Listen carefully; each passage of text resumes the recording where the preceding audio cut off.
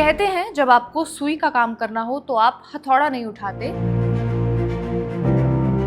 जब दुश्मन को बिना आवाज के मारना हो तो आप तोप नहीं चलाते। लेकिन इजराइल में ये कहावत बदल गई है। वहां की खुफिया एजेंसी मोसाद, जिसका काम ही है परछाई की तरह रहना, बिना निशान छोड़े शिकार करना, उस मोसाद की कमान अब एक ऐसे आदमी को सौंपी गई है जिसका पहला प्यार टैंक है, जो अंधेरे में छिपना नहीं बल्कि छाती चौड़ी करके लड़ना चाहता है। मोसाद की दुनिया में एक आउटसाइडर की एंट्री हुई है, एक ऐसा जनरल जो जासूसी के दाव पेच नहीं जानता, लेकिन प्रधानमंत्री नेतन्याहू का सबसे बड़ा यस मैन है। क्या मोसाद का ये नया प्रयोग इजराइल को भारी पड़ेगा या फिर गेम चेंजर साबित होगा? कौन है मोसाद के नए चीफ? इंटेलिजेंस बैकग्राउंड ना होने के बावजूद नेतन्याहू ने उन्हें क्यों चुना, जानेंगे इस वीडियो में। हाय, मैं रिया हूं और आप खबरगांव देख रहे हैं। इजरायली पीएम नेतन्याहू ने 4 दिसंबर 2025 को यह फैसला लिया। इसके बाद military secretary major general Roman Goffman को मोसाद का अगला चीफ बनाने का ऐलान हुआ। मोसाद के मौजूदा चीफ डेविड बार्निया हैं, जो पिछले 5 साल से इस पद पर हैं। उनका टर्म जून 2026 में खत्म हो जाएगा। बार्निया ने अपने 2 दावेदारों माने कैंडिडेट्स का नाम सुझाया था, लेकिन नेतन्याहू ने उन्हें नजरअंदाज करके गॉफमैन को चुना। फैसला कई लोगों के लिए सरप्राइजिंग है, क्योंकि गॉफमैन मोसाद के लिए आउटसाइडर हैं। अब शुरू करते हैं रोमन गॉफमैन की कहानी। जन्म बेलारूस में हुआ। यहूदियों को जब वहां से निकाला गया तब रोमन गॉफमैन अपने परिवार के साथ इजराइल आ गए। तब उनकी उम्र 14 साल की थी। इजराइल आए और अशदोद में ही बड़े हुए। YT न्यूज ग्लोबल की रिपोर्ट के मुताबिक इजराइल के स्कूल में भी उनकी शुरुआत बहुत मुश्किल थी। वहाँ के बच्चे जो थे उन्हें रूसी कहकर चिढ़ाते थे, क्योंकि उनकी इब्रानी टूटी फूटी थी और वो सोवियत देश से आए थे, वो अलग। कई बार उनसे झगड़ा होता था और मारपीट भी हो जाती थी। इसी वजह से रोमन ने बॉक्सिंग सीखना शुरू किया ताकि वो खुद अपनी रक्षा कर सके। बॉक्सिंग ने उन्हें इतना मजबूत बना दिया कि वो इजराइल के टॉप युवा बॉक्सर बन गए। स्कूल के उन बुरे दिनों ने ही रोमन को मजबूत बनाया। 2022 में यदियोत एहरोनॉत नाम के इजरायली अखबार को रोमन ने एक इंटरव्यू दिया। इसमें उन्होंने बताया कि उनके बॉक्सिंग कोच ने उन्हें एक बात सिखाई थी। बात यह कि जब खतरा या चुनौती सामने आए तब आंखें मत बंद करो। बॉक्सिंग के दौरान ही रोमन के दिमाग में सेना में भर्ती होने की बात बैठ गई। उन्होंने नेशनल डिफेंस कॉलेज से पढ़ाई पूरी की। 1995 में वो सेना में भर्ती भी हुए, लेकिन कमजोर नजर के कारण उन्हें स्पेशल फोर्सेस में नहीं लिया गया। ये उनके लिए सबसे बड़ी निराशा थी, लेकिन बाद में यही निराशा उनका जुनून बन गई। YT ग्लोबल को रोमन बताते हैं कि जब पहली बार मैं टैंक पर चढ़ा और उसका दम महसूस किया, मुझे उसी पल उससे प्यार हो गया। यानी वो इसी पल प्यार कर बैठे। इसके बाद वो आर्मर्ड कोर में लगातार आगे बढ़ते गए। टैंक कमांडर, अफसर ट्रेनिंग और फिर 7वीं आर्मर्ड ब्रिगेड की बटालियन 75 के कमांडर। ये ब्रिगेड इजरायली डिफेंस फोर्स की सबसे पुरानी ब्रिगेड है। 1948 के अरब इजरायल युद्ध के दौरान इसे बनाया गया था और वो सभी मेजर इजरायली युद्धों में हिस्सा ले चुकी है। बटालियन 75 इस ब्रिगेड की एक मुख्य टैंक बटालियन है, जिसके कमांडर रोमन थे। इसके बाद वो गॉश फॉर्मेशन के डिवीजन 36 के ऑपरेशंस ऑफिसर रहे। ये सबसे बड़ी टैंक डिवीजन है जो गोलन हाइट्स की रक्षा करती है।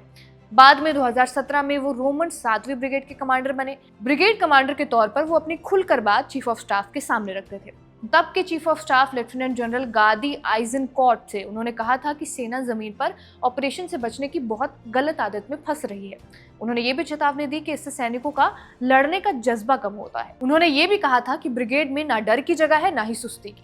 साल 2020 में उन्हें 210वीं बाशान डिवीजन का कमांडर बनाया गया, जो सीरिया की सीमा संभालती है।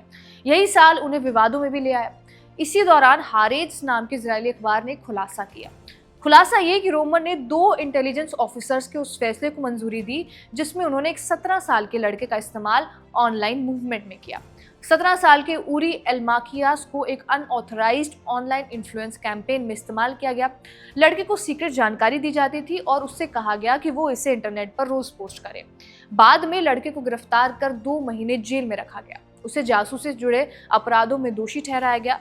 हालांकि गॉफमैन और उनकी टीम पर किसी भी तरह की आपराधिक जांच नहीं हुई, लेकिन सेना ने इंटरनल असेसमेंट जरूर किया।